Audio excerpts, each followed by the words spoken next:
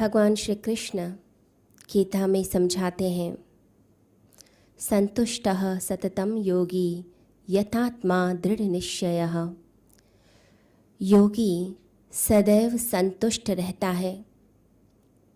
एक योगी की निशानी ही यही होती है कि कुछ भी हो जाए ज़िंदगी में, कैसी भी परिस्थिति हो, कैसे भी लोग उसे मिलें, वो हमेशा संतुष्ट रहेगा। वो चीज़ों के पीछे नहीं भागता, व्यक्तियों के पीछे नहीं भागता, किसी पद के पीछे, प्रतिष्ठा के पीछे नहीं भागता है। वो सदैव संतुष्ट रहता है, अपने आप में सेटिस्फाइड रहता है, अपने आप में खुश रहता है। लोग जो हैं वो भाग रहे हैं अपनी इच्छाओं के पीछे, तृष्णाएं उन्हें भगा रही हैं। भगवान बुद्ध कहते हैं, तृष्णा दुख का मूल कारण है। लोगों ने एक स्वनिर्मित दौड़ बना ली है, उसका हिस्सा बन गए, भागते जा रहे हैं, अपने आप को रोकते भी नहीं, देखते भी नहीं हैं कि मैं भाग क्यों रहा हूँ, किस लिए भाग रहा हूँ, मेरा लक्ष्य क्या है। एक बड़े ही महान संत हुए रज्जब, उन्होंने कहा, मन रे करूँ संतोष स्नेही। हे मन, तू संतोष से स्नेह कर, उससे प्रेम कर, उससे दोस्ती कर ले। जब मन संतोष से दोस्ती कर लेता है तो तृष्णा छूमंतर हो जाती है। तृष्णा, इच्छाएं समाप्त होती हैं, उसका पेट भर जाता है, उसकी प्यास पूरी हो जाती है। लोग भागते हैं इच्छाओं के पीछे, परंतु हमें अपने भीतर की संतुष्टि को कायम रखना है। ये जो तृष्णा है, ये कोई नई नहीं, ये तो युगों युगों की है, अनंत काल से चली आ रही है। एक साधु का सच्चा स्वभाव ही यही होता है कि वो संतोषी होता है। संन्यास का मूल आधार भी यही है कि व्यक्ति संतुष्टि को धारण कर ले। हमने स्वयं को इतने दुख दिए, हम सुख के अधिकारी थे, हम फूलों के अधिकारी थे, परंतु अपने आप को घाव दिए, अपने आप को कांटे दे दिए, भागते चले गए, संसार में भटकते चले गए, 84 लाख योनियों में भटकते रहे, लेकिन कहीं भी थमे नहीं। इस संसार को चक्र कहा गया है, यानी ये चलता ही रहता है। इस चक्र के जो पार चला जाता है उसी को निर्वाण प्राप्त होता है। तो जो रुक गया है, जिसने अपने मन को थाम लिया है, एक जगह एक क्षण में रुका है, उसी को परमात्मा उपलब्ध होता है।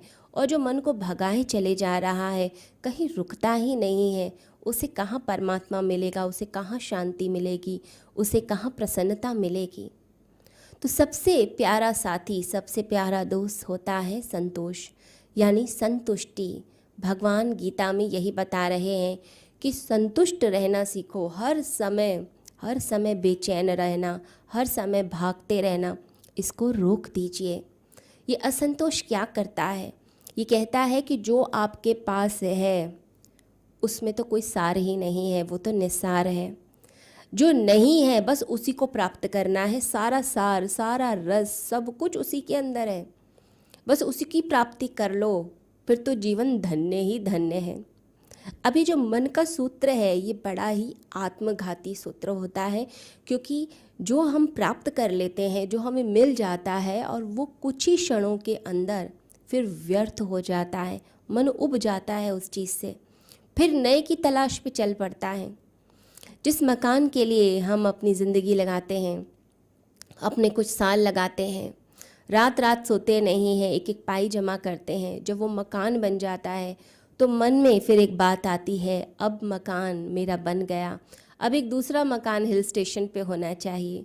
जब वो बन जाता है तो लगता है किसी और सिटी में होना चाहिए, वहाँ बन जाए लगता है इंडिया से बाहर होना चाहिए। तो मन की रेस कभी भी समाप्त नहीं होती।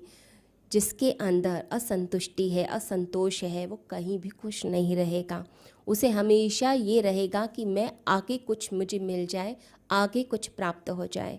एक गाड़ी वो ले लेगा जिसका सपना देखता था, जैसे ही वो मिल जाएगी वो व्यर्थ हो जाएगी, फिर लगेगा किसी और गाड़ी की तरफ चलें, किसी और कार की तरफ चलें। जो सामान चाहते थे वो सामान जब मिल जाता है फिर लगता है वो सामान व्यर्थ हो गया, फिर कुछ और नया चाहिए, कुछ नया, कुछ और। 10 लाख रुपए हैं तो लगता है 1 करोड़ चाहिए, 1 करोड़ हो गए तो लगता है 10 करोड़ चाहिए। ये जो दौड़ है ये अंतहीन दौड़ है, ये कहीं भी रुकती नहीं। ये रुक सकती है अगर आप चाहते हैं। बड़े बड़े अरबपति हुए, एंड्रयू कार्नेगी जो अमेरिका का अरबपति हुआ, वह जब बहुत वृद्ध हो गया था, बूढ़ा हो गया था, मरने के करीब था, तो उसका दोस्त जो उसकी जीवनी लिख रहा था, यानी उसकी बायोग्राफी लिख रहा था, उसने एंड्रयू से पूछा कि आप तो बड़े ही संतुष्ट होंगे, बहुत सेटिस्फाइड होंगे, आपने बहुत कमाया है, आप अमेरिका के सबसे अमीर आदमी हैं। तो उस व्यक्ति ने कहा कि मैं तो बहुत निराश हूँ, मैं चाहता था कि मैं 100 अरब रुपए जमा कर लूँ, परंतु मैं वहाँ तक पहुँच ही नहीं पाया। तो लोग कितना भी कमा लें उसमें उनको कभी संतुष्टि मिलेगी ही नहीं मिलेगी, लगता है और कुछ मिल जाए और कुछ मिल जाए। सिकंदर विश्व विजेता जब मर रहा है तो खाली हाथ जा रहा है, लेकिन एक व्यक्ति मुट्ठी बंद करके जाता है और वो होता है जो संतोषी होता है, जो साधु स्वभाव का होता है, जो संत होता है। तो ये संतोष क्या करता है? ये हमारी दौड़ बंद करता है सबसे पहले। ये जो मन भाग रहा है ना, फिर हम कहते हैं मन कंट्रोल में नहीं है, ये जो दौड़ है मन की, सबसे पहले तो उसे स्टॉप करता है। इसलिए योगी की निशानी में ये बताया जाता है कि वो संतुष्ट रहता है। कृष्ण कहते हैं जो सदा संतोष में है। क्यों? क्योंकि योगी रोक देता है, रुक जाता है। तो दौड़ समाप्त होते ही मोक्ष की प्राप्ति होती है। भगवान बुद्ध ने सारी दौड़ अपनी समाप्त की, उसके बाद उन्हें निर्वाण की प्राप्ति हुई। मन का ये जो भागना है इसे रोक दिया। जो व्यक्ति संतोषी होगा उसे जो कुछ प्राप्त है उसी में आनंद मनाएगा। हमारे पास जो है हम उसमें तो आनंद मनाते नहीं हैं, उसमें तो हम दुखी रहते हैं कि ये तो इतना थोड़ा सा है, इतना कम है, मुझे कुछ और मिल जाता, शायद ज़्यादा मिलता तो मैं ज़्यादा खुश रहता, ज़िंदगी में ये मेरी कमी रह गई है। कमियों को गिनाते रहते हैं कि ये कमी है, ये पूरी होते ही मेरे ज़िंदगी में तो धन्यता आ जाती। तो संतोष जब आता है, संतुष्टि जब ज़िंदगी में आती है, तो जो कुछ है हम उसमें आनंद मनाने लगते हैं, भगवान का थैंक्स करने लगते हैं। ये सोचते हैं कि ये मेरा सौभाग्य है, मुझे इतना मिला है, ये मेरा सौभाग्य है। और जब भगवान से प्रार्थना भी करते हैं तो ये कहते हैं कि मैं बहुत सौभाग्यशाली हूँ। बहुत लोग आपको दुनिया में मिलेंगे जो असंतुष्ट होते हैं और कहते हैं मेरा तो भाग्य ही खराब है, मेरे तो सितारे ही खराब हैं, मेरे साथ ही पता नहीं ऐसा क्यों हो जाता है, सब लोग मुझसे ही लड़ने आ जाते हैं। वो हमेशा दुखी ही रहता है। तो संतोष में रहने वाला व्यक्ति सुख में रहेगा ही रहेगा, वो दुखी हो ही नहीं सकता। वो स्वर्ग में रहने वाला होता है, नर्क में नहीं। हम देखते हैं जब घर में कोई फंक्शन होता है या कोई शादी का मौका हो, कुछ लोग ऐसे हमेशा आते हैं, आप उनके लिए कुछ भी कर दीजिए, आप उन्हें अच्छे से अच्छा भोजन करा दीजिए, आप उनका बहुत सम्मान कीजिए, आप उन्हें बहुत अच्छे अच्छे कपड़े दे दीजिए, गहने दे दीजिए, कुछ भी कर दीजिए उनके लिए, फिर भी वो कमी निकालते हैं, फिर भी वो असंतुष्ट रहते ही रहते हैं। उनको कोई सेटिस्फाइड नहीं कर सकता, कोई भी नहीं। आप कितना भी चाहें कि वो अच्छे बोल बोल के चले जाएं, वो कभी नहीं बोलेंगे, क्योंकि उनकी आदत क्या है? नर्क बनाने की। हर समय नर्क बनाते हैं अपने आसपास। और संत अगर देखा जाए तो संत अपने आसपास स्वर्ग बनाते हैं, हमेशा संतोषी स्वभाव के होते हैं।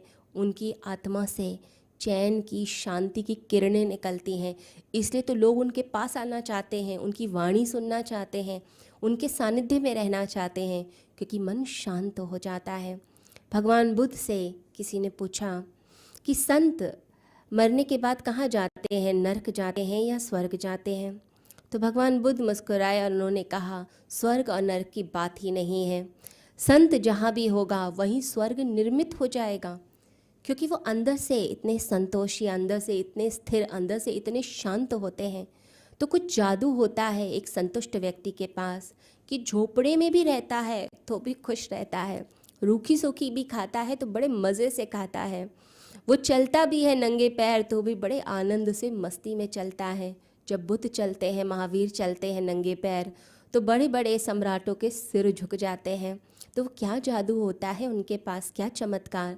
वो अपनी आत्मा में इतने प्रसन्न, इतने खुश, इतने संतुष्ट होते हैं। जो अनुग्रह का भाव है, थैंकफुलनेस है, वो इतनी होती है कि जो मिला है ये भी कोई अनिवार्य थोड़ी ही ना था, ये कोई ज़रूरी थोड़ी ना था कि ये हमें मिले, इतना भी मिल गया, उसके लिए धन्यवाद देते हैं। और जो व्यक्ति धन्यवादी हो गया, जो संतुष्ट हो गया, वो प्रसन्न रहेगा ही रहेगा। आप चाहते हैं अपनी ज़िंदगी में संतुष्टि, तो ऐसे लोगों के साथ बैठना शुरू कीजिए जो खुद में खुश रहते हैं।